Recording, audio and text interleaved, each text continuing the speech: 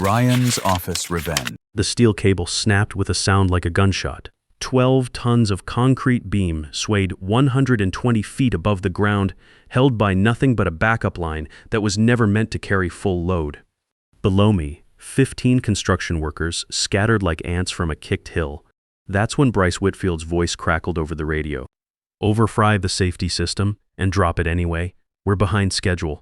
I stared at that swaying beam through the rain-streaked glass of my crane cab. One wrong move and I'd be crushing the same guys I'd worked alongside for years. Carlos, my ground spotter, Rico, who brought homemade tamales every Friday, and Diego, my nephew, barely 20 years old and learning the trade that had fed my family for nearly a quarter century. My name is Hector Morales. They call me heavy on the construction site, and I've been operating tower cranes for 24 years. I'm 49 years old enough to know the difference between taking orders and taking lives. That morning, standing 120 feet above downtown, I realized Bryce Whitfield was asking me to do both. The backup cable groaned under the load. The beam twisted slowly in the crosswind, a 12-ton pendulum of death waiting for gravity to claim it. Through my headset, I could hear the panic in the ground crew's voices. "Heavy, you got control up there?" Carlos called from the safety perimeter. I had control. What I didn't have was a boss who understood that construction equipment isn't a video game. You don't just hit reset when someone dies. Negative on the override, I radioed to Bryce. "I'm executing emergency load stabilization, clearing all personnel from the drop zone." "You don't have permission to clear the work area," Bryce shot back. His voice had that entitled whine I'd learned to hate over the past 3 weeks. "I'm the project manager here. You take orders from me?" Project manager. That was rich. 3 weeks ago, Bryce Whitfield was probably playing golf at some country club, burning through his daddy's money with a business degree that didn't teach him the weight of concrete or the physics of wind shear. Then his father, who owned Whitfield Construction, decided his 31-year-old son needed real-world experience managing a $50 million high-rise project. Real-world experience. I almost laughed, but the beam was still swaying. I've been in construction since I got out of the Marines in 1999. Started as a general laborer, worked my way up through rigging, learned every piece of heavy equipment on the job site. When you've spent 24 years watching steel and concrete try to kill people, you develop an instinct for danger. Right now, every instinct I had was screaming. "Heavy, talk to me." Diego's voice came through the radio. My nephew was positioned near the materials trailer, far enough from the danger zone but close enough to watch his uncle work. The kid had been following me around construction sites since he was 12, learning the family trade. His father, my brother Miguel, died in a scaffold collapse 15 years ago. Some hotshot foreman had pushed the crew to skip safety inspections to meet a deadline. Miguel fell 40 feet because someone decided schedule mattered more than lives. I wasn't going to let history repeat itself. "Diego, move everyone back another 50 feet, I commanded. "This beam's unstable." Morales, Bryce's voice exploded through the headset. "You do not have authority to delay this project. Corporate has deadlines, we have penalty clauses. Every minute you waste costs money. Money. It always came down to money with guys like Bryce. They saw profit margins where I saw human beings. They calculated risk in dollars instead of lives. I activated the crane's auxiliary stabilization system, slowly bringing the swaying beam under control. It was delicate work, like performing surgery with a machine that weighed 300 tons. 1 degree too far in any direction and the load would become unstoppable. Through the cab windows, I could see the entire construction site spread out below. The skeleton of the new office building rose 20 stories, each floor representing months of careful planning and execution. This wasn't just a construction project. It was jobs for 150 families, most of them Latino immigrants like me who'd built their American dream one paycheck at a time. My Sophia was one of those dreams. We'd been married 22 years, raised our son Roberto, watched him graduate college and head off to medical school. But 6 months ago, Sophia got diagnosed with ovarian cancer. Stage 2, treatable, the doctors said, but expensive. Her treatment plan required the kind of health insurance that only came with steady employment at a union job. That health insurance was why I couldn't just quit when Bryce showed up 3 weeks ago with his new efficiency standards and corner-cutting policies. It was why I bit my tongue when he started pushing the crew to work through safety protocols. It was why I hadn't told him what I really thought about his business degree and his daddy's money, but threatening my crew's lives. That was a different conversation. The beam finally stabilized, hanging steady despite the 15-knot crosswind. I maneuvered it slowly toward the foundation pit, every movement calculated and controlled. No sudden moves, no risks. Load secured, I announced. Lowering to foundation level. About time, Bryce muttered. Next beam, I want it placed in half the time. Half the time. I stared at the control panel, processing what Bryce had just demanded. The next beam on the schedule was 52 Alpha, the special delivery that had arrived yesterday under unusual circumstances. Something about that beam had been bothering me since it rolled onto the site. Copy that, Whitfield, I said, keeping my voice neutral. Moving to beam 52 Alpha. I positioned the crane over the beam stack. From 120 feet up, I had a perfect view of the entire construction site. The morning shift was in full swing. Concrete trucks lined up at the pump station. Rebar crews working the foundation grid. Everyone moving with the practiced rhythm of experienced construction workers. But there was tension in the air. I could see it in the way guys glanced toward the materials trailer where Bryce had set up his command post. 3 weeks of his efficiency improvements had the whole crew on edge. Longer hours, shorter breaks, safety meetings canceled to save time. The old-timers like Carlos and Rico were starting to grumble. I lowered the spreader toward 52 Alpha. The moment the cables took up the load, I felt something wrong. The crane's load gauge jumped higher than it should have. This beam was supposed to weigh 12 tons, standard for precast concrete. But my instruments were reading 14.2 tons. Ground control, I'm showing overweight on 52 Alpha. I radioed to Carlos. Manifest says 12 tons, but I'm reading 14.2. Copy that, heavy. Want me to check the shipping documents? Negative. Bryce cut in over the radio. That beam is priority placement. No delays for paperwork. Lift it and place it. I hesitated. 2 tons over specification wasn't just unusual. It was dangerous. Crane load calculations were based on exact weights. An unexpected 2-ton variance could affect stability, especially in crosswinds. Whitfield, this beam is significantly overweight. I need to verify the load specifications before proceeding. I said no delays, Morales. That's a direct order. Place the beam. Through my binoculars, I watched Bryce pace back and forth near the materials trailer. He kept glancing at 52 Alpha, then at his watch, then at his phone. Whatever was in that beam, he was nervous about it. I'd been around construction long enough to recognize when something wasn't right. Overweight beams. Nervous supervisors. Rush orders that made no sense. It reminded me of a job I'd worked in Houston 5 years ago, where the foreman was smuggling drugs inside hollow support columns. That operation had fallen apart when federal agents raided the site during a concrete pour. Heavy, you there? Diego's voice came through the radio. Bryce wants to know why you're not moving. My nephew was standing near the trailer, probably getting an earful from Bryce about inefficient operators and cost overruns. The kid was trying to learn the business, but he was getting a masterclass in everything wrong with modern construction management. Tell him I'm calculating load dynamics for an overweight beam, I replied. Safety first. He says safety calculations are his job, not yours. I almost laughed. Bryce couldn't calculate the tip on a restaurant check, much less the structural dynamics of a tower crane operation. But he had the authority to fire me, and we both knew it. The radio crackled with Bryce's voice, sharper now with impatience. Morales, I'm giving you 30 seconds to place that beam. After that, we're going to have a conversation about insubordination. Insubordination. That was corporate speak for shut up and do what you're told, even if it kills someone. I'd heard it before, usually from college-educated managers who'd never spent a day working with their hands. I looked down at the beam stack. 52 Alpha sat there like a gray mystery, 2 tons heavier than it should be, waiting to reveal whatever secret Bryce was so desperate to hide. Part of me wanted to drop it right there in the parking lot and see what spilled out, but that would end my career and probably land me in jail. Instead, I lifted the beam carefully, monitoring every gauge and sensor. The crane handled the load, but I could feel the extra weight in the way the boom responded to controls. This wasn't standard precast concrete. This was something else entirely. Load secure. Moving to placement, I announced. I swung the boom toward the foundation pit where 52 Alpha was scheduled to be placed. As the beam passed over the work area, I noticed something odd. Several of the ground crew were backing away, including Carlos and Rico. These were guys who'd worked around heavy equipment for decades. They weren't easily spooked. Heavy. We got a problem down here, Carlos radioed. His voice was tight with concern. "This beam's got some kind of seepage. Looks like hydraulic fluid, but it smells weird." I stopped the boom mid-swing and focused my binoculars on the beam. Sure enough, there was a dark stain spreading along one edge where the impact from the cable snag had opened a hairline crack. Whatever was inside 52 Alpha, it was starting to leak out. "Morales, what are you doing?"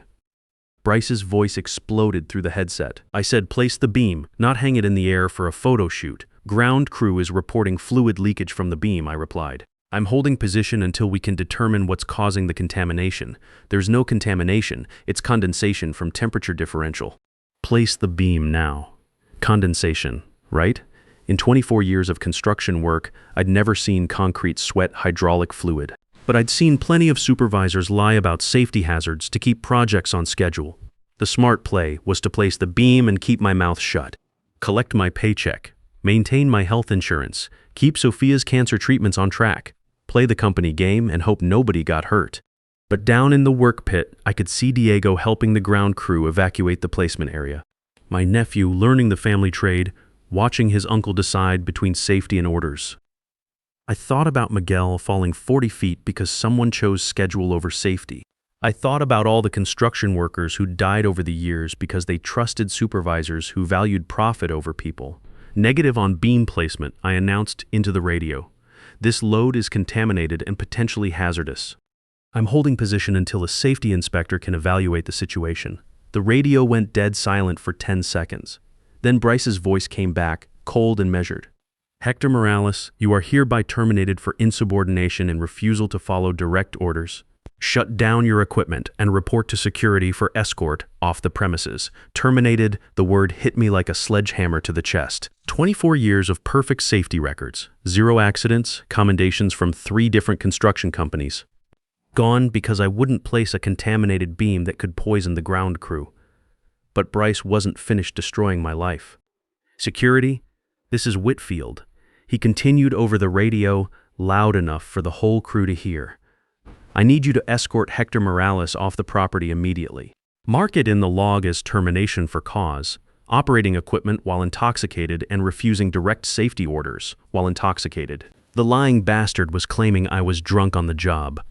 That accusation would strip my crane operator license, destroy my reputation, make me unemployable in construction.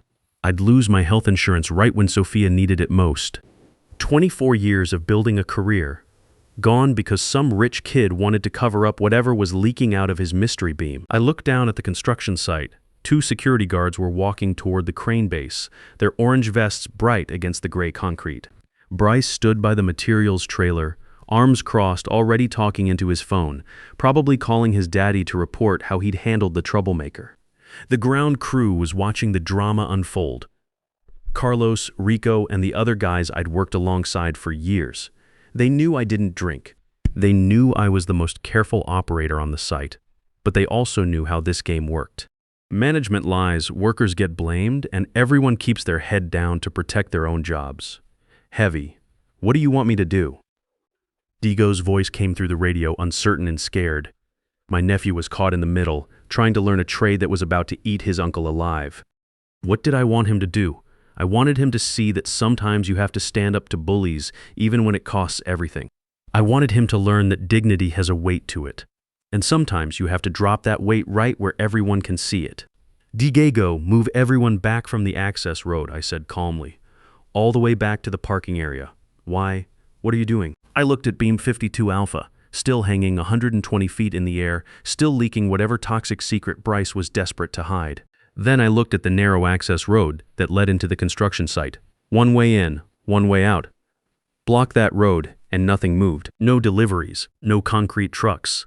No way for Bryce to smuggle his contaminated beam off the site before someone figured out what was really going on. "You fired me, Bryce," I announced into the radio, my voice carrying across the entire job site. "I don't work for you anymore, but I've got one last beam to place."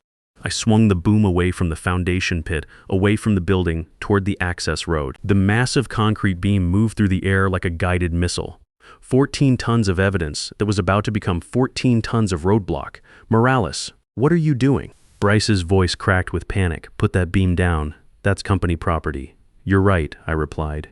"It is company property." which means it belongs on company grounds. I positioned the beam directly over the narrowest part of the access road, right where it curved between two concrete barriers.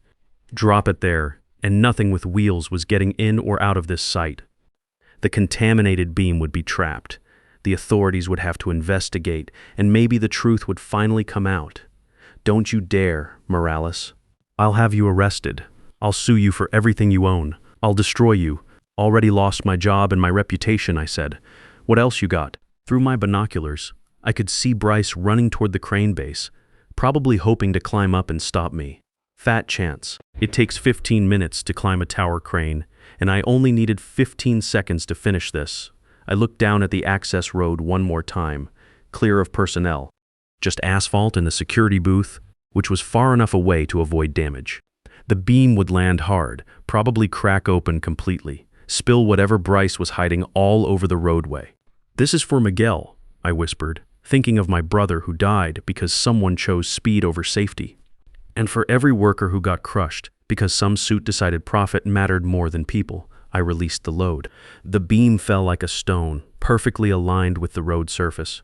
For a split second, it seemed to hang in the air, defying gravity. Then physics took over, boom. The impact shook the entire crane tower. The sound echoed off the surrounding buildings like thunder. Dust and asphalt fragments sprayed into the air as 14 tons of concrete embedded itself in the roadway, creating an instant barrier across the access road. But the force of the impact did more than block traffic. The already weakened beam split open like an egg, spilling its contents across the pavement. Through the dust cloud, I could see shapes that definitely weren't concrete reinforcement bars. I grabbed my binoculars and focused on the wreckage. Chrome bumpers, leather seats, dashboard components, luxury car parts, still wrapped in shipping plastic, scattered across the access road like expensive confetti. Beam 52 Alpha hadn't been carrying concrete at all. It was a shipping container disguised as construction material, packed with stolen luxury car parts worth hundreds of thousands of dollars. The radio exploded with voices, security guards calling for backup, ground crew asking what the hell just happened. Concrete truck drivers wondering why the road was suddenly blocked by what looked like a Mercedes-Benz parts explosion. But Bryce's voice was the loudest. Morales, you maniac. Do you have any idea what you've done? That was just get him down from there. Get him down now. I reached for the crane's ignition key and pulled it out of the slot. The massive engine died with a mechanical sigh, leaving the cab in sudden silence, except for the wind whistling through the steel framework. Then I opened the side window and tossed the key into the air. It caught the morning sunlight for a brief second, tumbling end over end before disappearing into the construction site's retention pond 120 feet below. Come and get me, I said into the dead radio.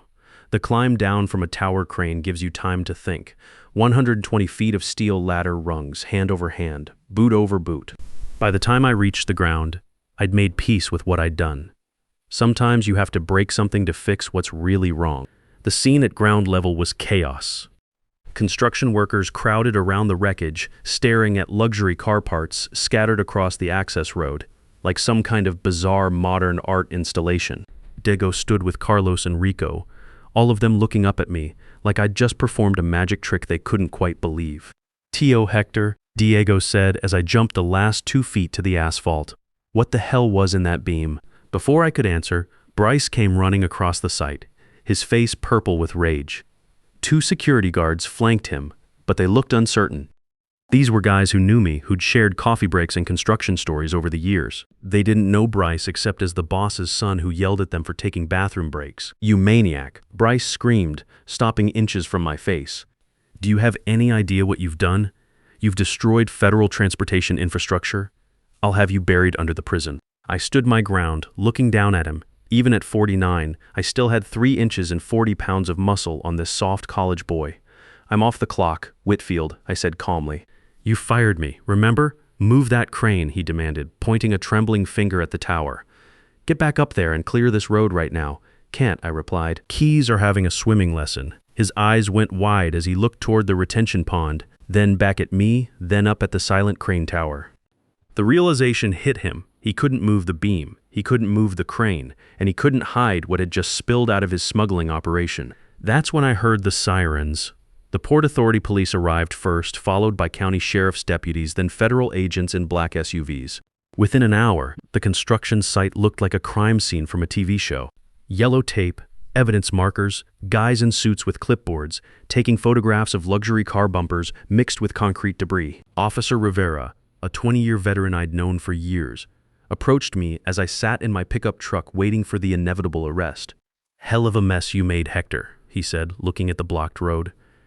"Traffic's backed up to the interstate. Accidents happen," I replied. Rivera chuckled. "Accident, right?" He pulled out his notepad. "Bryce Whitfield is claiming you were intoxicated on the job. Says that's why you dropped the load." "Bryce Whitfield lies like most people breathe," I said. "You want to test me for alcohol?" Rivera already had the breathalyzer out. Standard procedure in an industrial accident. I blew into it until it beeped.